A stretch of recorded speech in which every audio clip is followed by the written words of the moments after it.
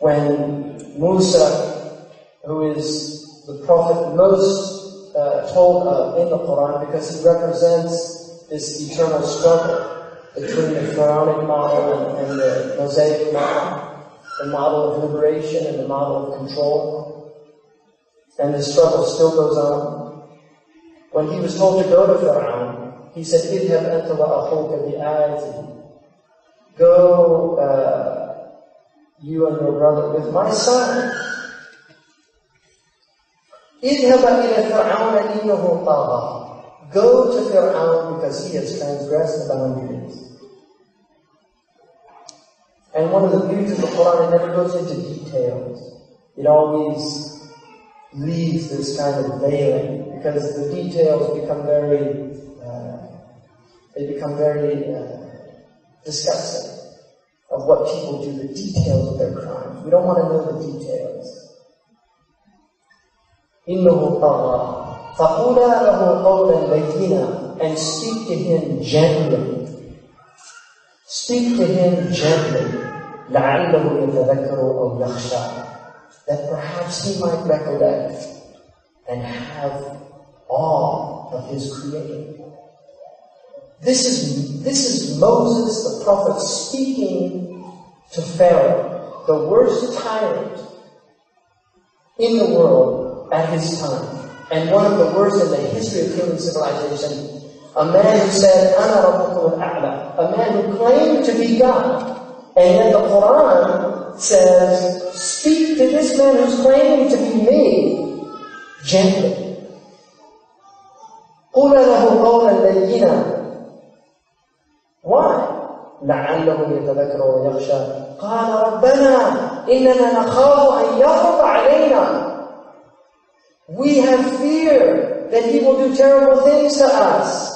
أَوْ أَنْ يَطْغَى, or he will oppress us.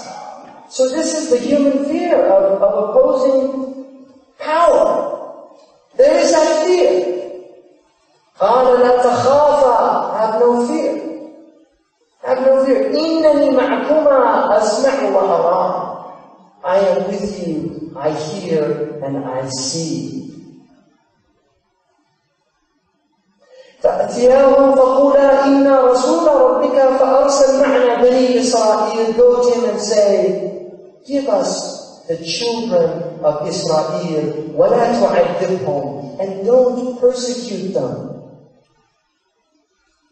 This is Jihad al-Akbar.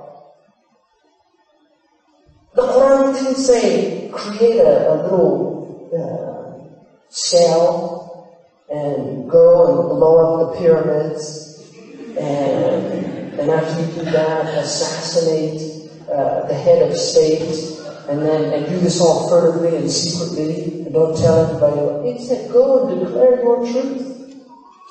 Go and speak your truth.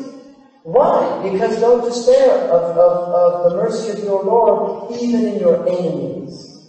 Because Iblis is the one, Ablasa. He's the one that despairs. Never despair.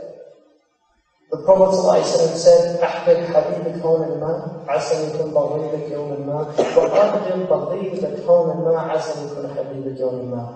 Never hate to an extreme. Never loathe anybody to an extreme, because he may one day be a close friend, an intimate friend. I mean, we should beware of hating those who do us wrong. We should be very wary of this.